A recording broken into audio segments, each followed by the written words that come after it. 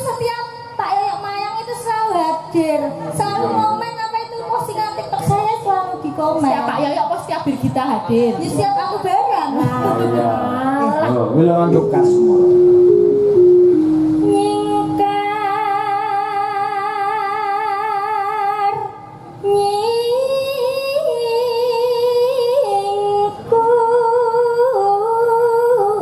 Pak TV masalah Mbak Lisa kaya Sri Huning, Mbak Birgita kaya Sri Tanjung, Pegare kaya Sri Gala.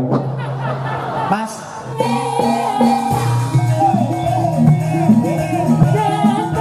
oke Mas, podang kuning gubuk kasmara pepiling ki aja ngantek lali. Nggih to, Mas? Nggih, mboten namung tenggene wayangan, reokan yo kuwi. Gajah-gajahan nggih niku. Mosok? Nggih, Ponorogo ki budayane iku yen gending aja ngantek nglalekne gubuk kasmara. Penting ngoten nggih. Penting. Ambiyen kula luwih penting duit timbang niku. Jenengan to? Nggih. Odo. Nah, tukung Mbak Lisa dan Birgita. Ini adalah sepasang merpati prasasa kaya kembar. Ayo nggih. Dedeke padha ngejimi rutin. Ayo. Iki wis Nggih. Ayo Mas, tukung. Yuk.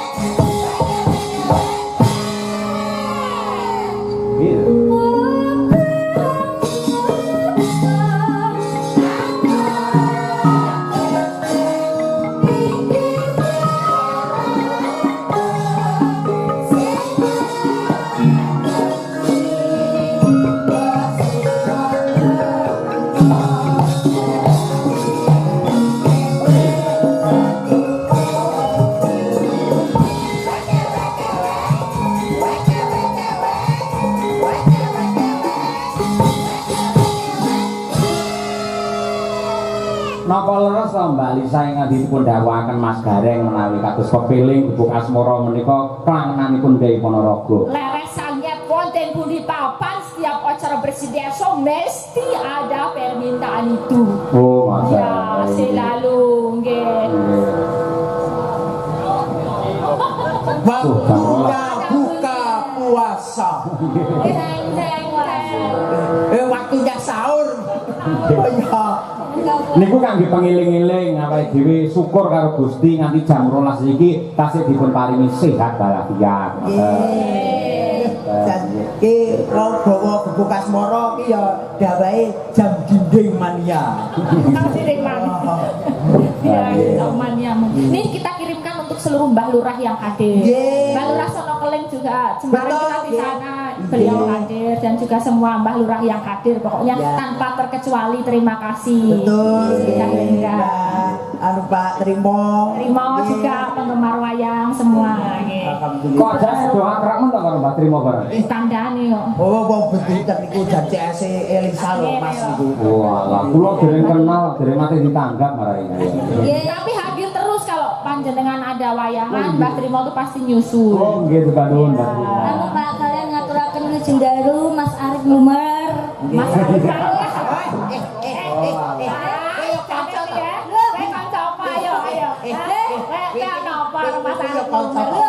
Arif Lumar ini setiap Pak Yoyok Mayang itu selalu hadir, selalu komen apa itu postingan TikTok saya selalu di komen. Setiap Pak Yoyok pos setiap Birgita hadir. Ya siap aku bareng. Iya.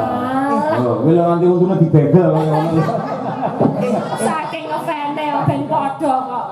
Niku tebih lho saking Lumer Madiun. Betul Kota Madiun rada rono. Ya arep pengen ro Birgita karo Elisa ngono wae diwangi suk-sukan teko Gading.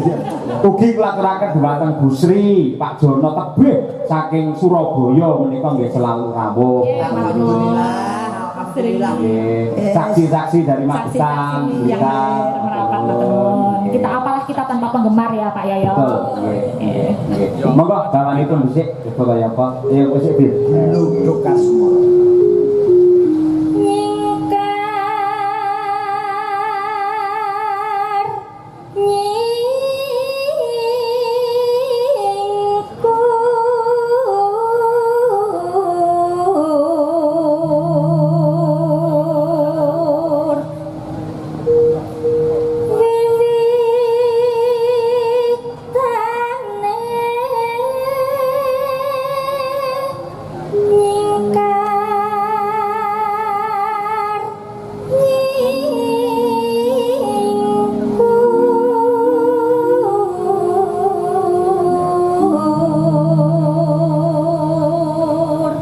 Asli nih Mas Gareng. Nggih kula Mbak Lisa karo Mbak Birgita iki kaya kakang Adi. nggih gak tenang kok ya. Lha Jan coba lek cara wong Jawa ki glathik tunggal sak gawa. oh iya ta. Nggih glathik tunggal sak gawa. Gila apa wi glatek ninggal apa? Glathik tunggal segawa. Tunggal segowo ya apa? Segawa ki bentuke ki wis to aku tak WA. Ya kok dadak Jelas loh, keterangannya kudu jelas loh. yo yo jelas Emang WA aku wis lebokke WA aku. WA-mu rada apik. Sing dilebokne wae aku kok. Ya. Tegese lek enek job-job ngono kuwi lho. Lho sampe kabeh ta Mas Gareng. Nggih. Lho, sampe jejeran ora nyedak Birgita. Nggih nggih. Lho, aku ndelok kok TV masalah Mbak Lisa kaya Sri Huning, Mbak Birgita kaya Sri Tanjung, Gareng kaya Sri Gala. Mas, jenengan mau betok karo mimik dong. Ah, lah. Tak cucupe. Ojo. Sri Ojo Gala. nesu ngono kuwi ya. Buat gagal. Yo, Mbak Lisa. Yo. Lingsam yen ke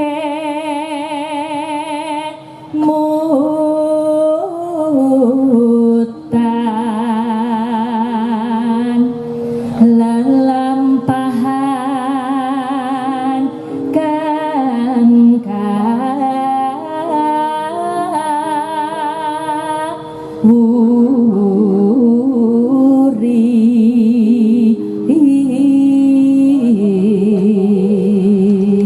Bir. tresno tulus nadyaning buk asmara.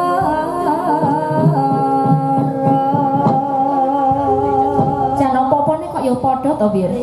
Diteke lho padha. Juga sama. Kayak yo. Lah kuwi sikile masalah drijine ya 5 kabeh. Bareng kok iso 6 bareng kowe. Yo 5 to siji loro telu papat 5. Oh iya ding kaya 6 tak sawang kok kene.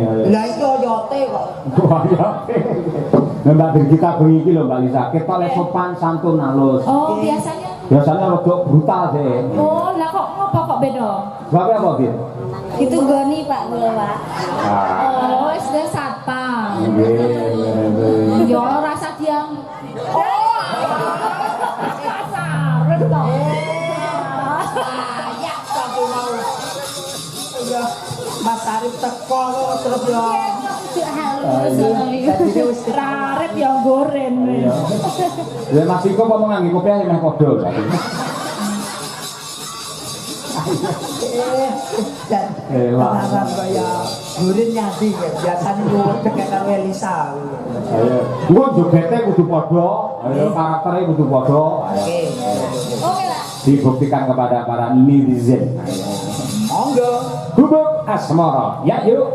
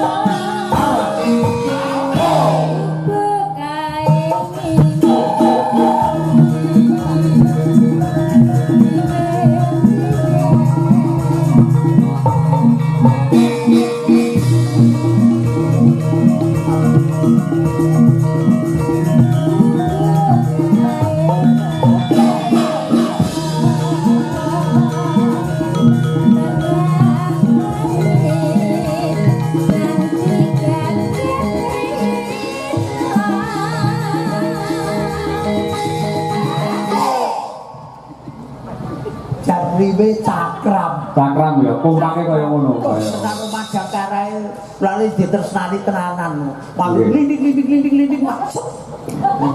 Gamelan kok klinting-klinting. Ya yo ki mau ngomong glinding. Kaya kira dikalungi ya klinting-klinting. Ayo. Moga-moga. Coba.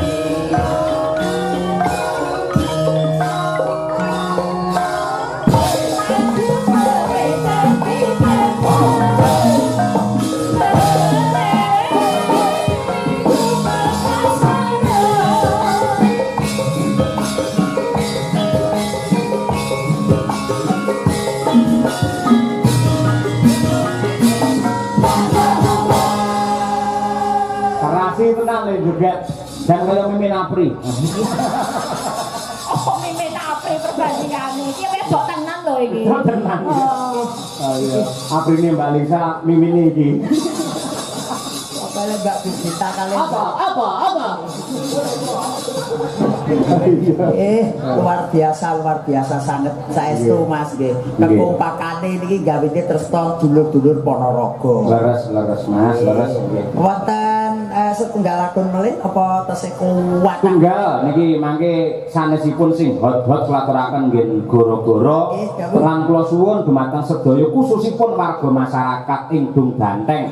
Mumpung enten wayah, mumpung malam Minggu, monggo sami wungon nganti tancep kayon. Diniati tirakat nyuwun kalian Gusti yen nonton wayang nganti tutuk lakon muga-muga diparingi tutuk anggenipun momong anak putune soleh lan solehah kabeh. Amin. Ya nang, ayo coba. Mbak Pina.